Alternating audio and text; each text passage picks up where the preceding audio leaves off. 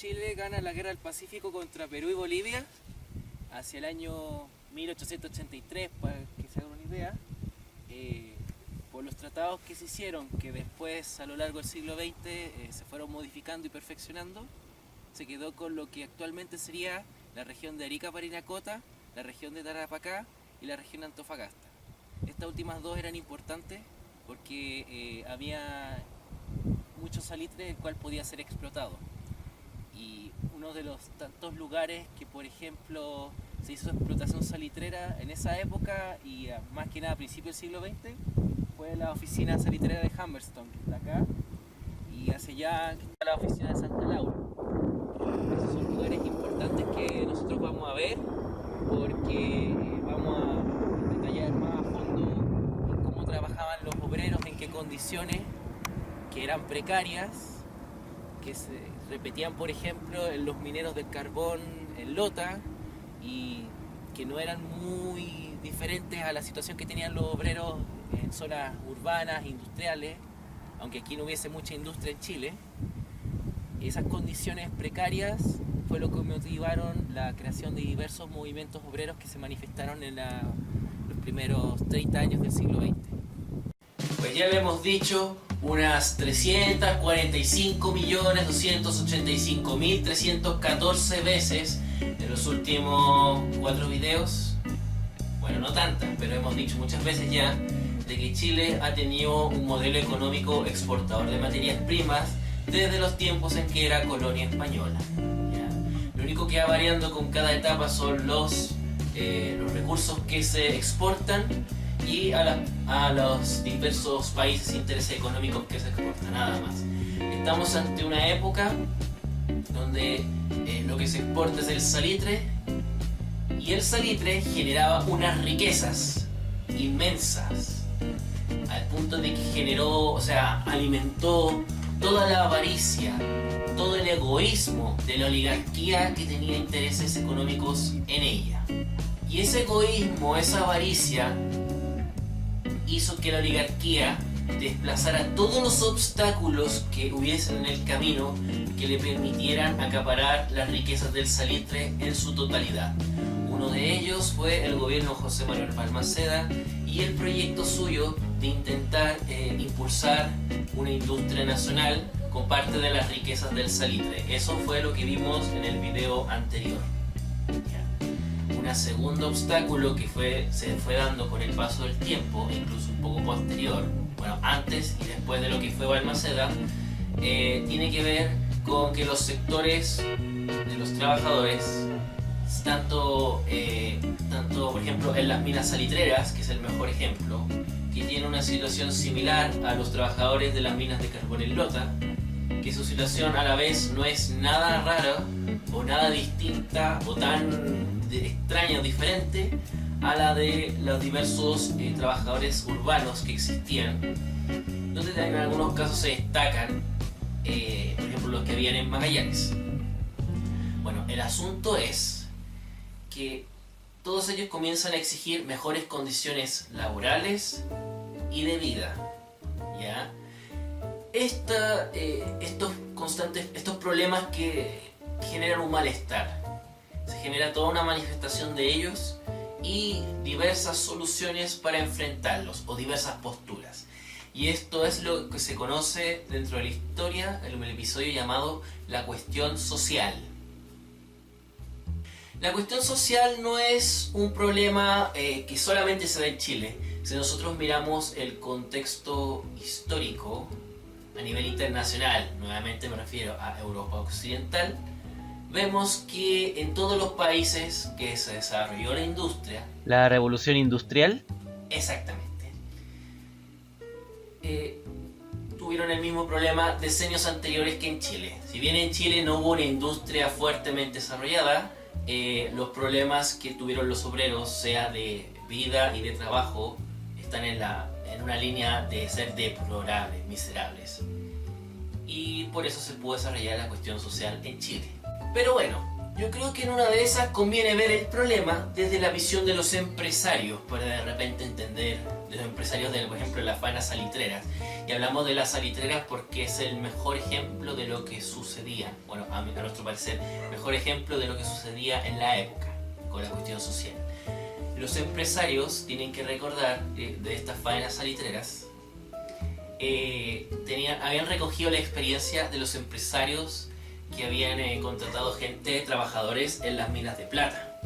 En las minas de plata hay que acordarse que los trabajadores se robaban los minerales, se escapaban de sus puestos de trabajo, no volvían más, exigían dinero que después no devolvían y mucho menos no se aparecían jamás con él, se lo robaban y hasta luego. Y eran por cantidades bastante grandes, es decir, yo creo que no había trabajador que fácilmente no se escapara de esos vicios. Y los empresarios y los dueños de las minas no hallaban cómo hacer que ellos se quedaran en los lugares de trabajo y trabajaran. Se intentó controlar el tiempo libre, se intentó controlar la salida, los movimientos de ellos, y el perfeccionamiento de todo ese aprendizaje se dio en las faenas salitreras, donde estaban anclados en una casa de la compañía, viviendo, donde estaban remitidos a comprar dentro de la pulpería y no podían tener dinero y no podían comprarle a nadie más por fuera, donde se controlaba por lo mismo todos los vicios que podían tener, como la prostitución, o sea, los burdeles o el alcohol, la taberna. Y eso fue, por ese tipo de cosas, fueron miserables las condiciones de los obreros. Los dueños de las salitreras no les interesaba mejorar las condiciones del obrero, lo único que les importaba es que trabajaran para ellos. Y el problema fue que los obreros tenían malas condiciones de vida y de trabajo. Tenían jornadas de 14 horas, a veces se empleaban niños y a los niños se les pagaba mucho menos que a los hombres. No se les pagaba en dinero, se les pagaba con unas fichas que eran solamente canjeadas en la pulpería. Lamentablemente no pudo entrar a la pulpería porque no estaba disponible el acceso.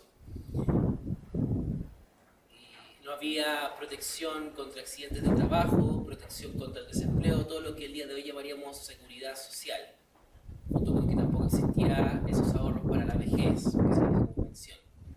Entonces el problema que nosotros teníamos acá que eso se resentía en las condiciones que tenían los obreros en su vida diaria, que era el trabajar en la salitreras. Las casas no eran del todo cómodas, a veces eran una sola habitación, eran oscuras, no había mucha higiene, mucha limpieza. De hecho, no había mucha limpieza y aseo en todo lo que era el trabajar en las minas, en las caliche-ras. Eso también generaba problemas de salud a la larga. Todos estos problemas que eran cotidianos generaron un malestar en los obreros que trabajaban, por ejemplo, aquí. Formas de responder a los problemas de la cuestión social. Por un lado, tenemos la creación de movimientos obreros. Primero tenemos la mutualidad. La mutualidad se caracteriza porque los trabajadores se organizaron para ayudarse entre compañeros, ¿ya? En momentos de duras necesidades.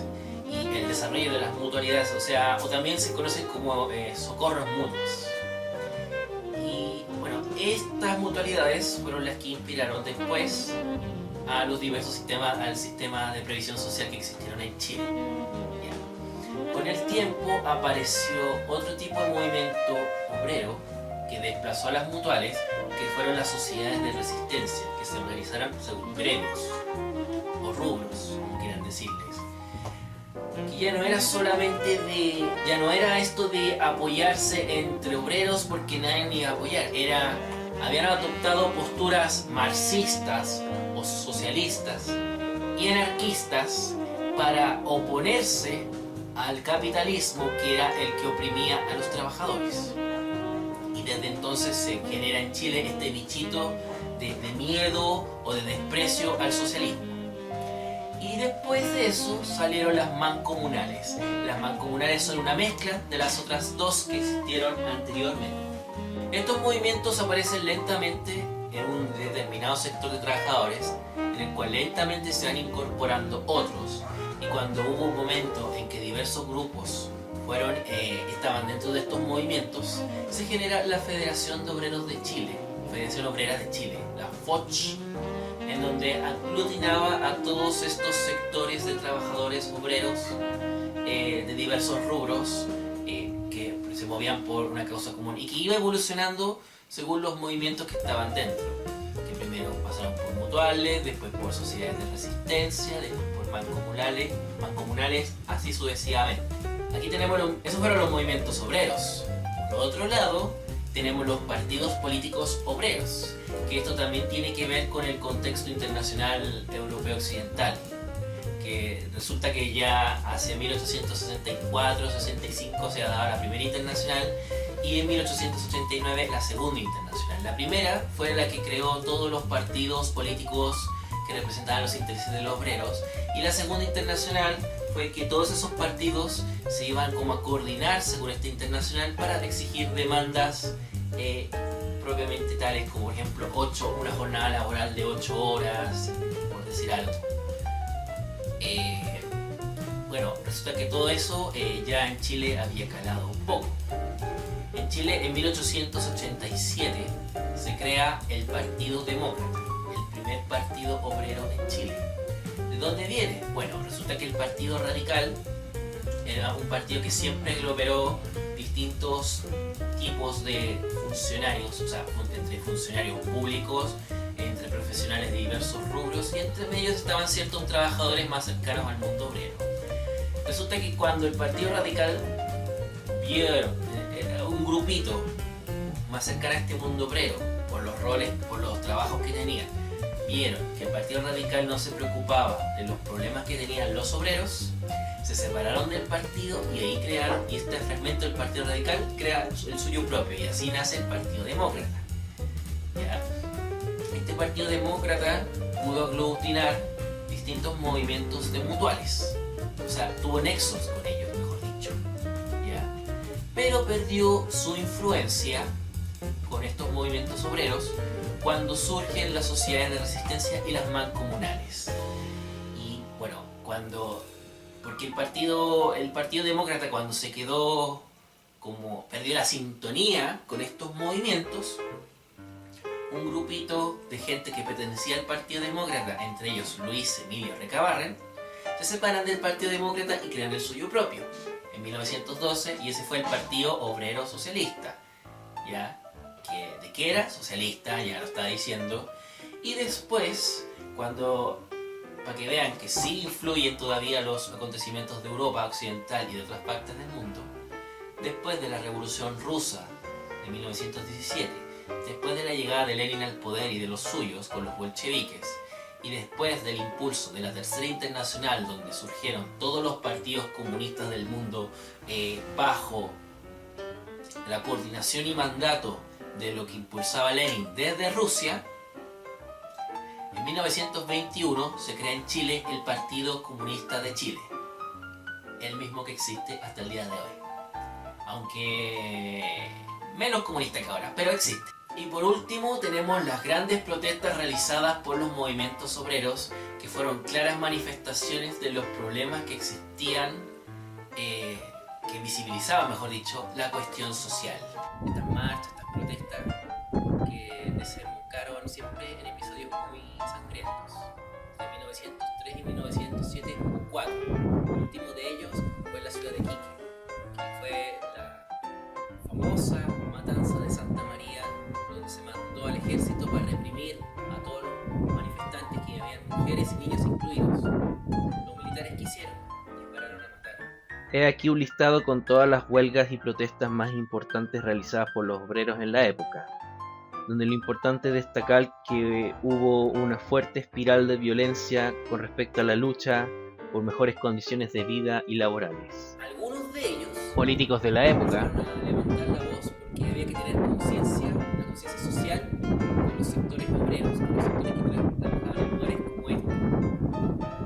Era muy tímido, era muy poco lo que se hizo, pero pronto eso iba a decantar hasta llegar el año 1924 con el golpe de estado que se hizo. Esto último mencionado es lo que veremos en el siguiente video. Y espero que les haya gustado. Por favor, no olviden suscribirse a este canal y darle like a la página de Facebook, ¿ya? Bueno, cuídense. Cuídense, que estén bien. Nos vemos. Adiós.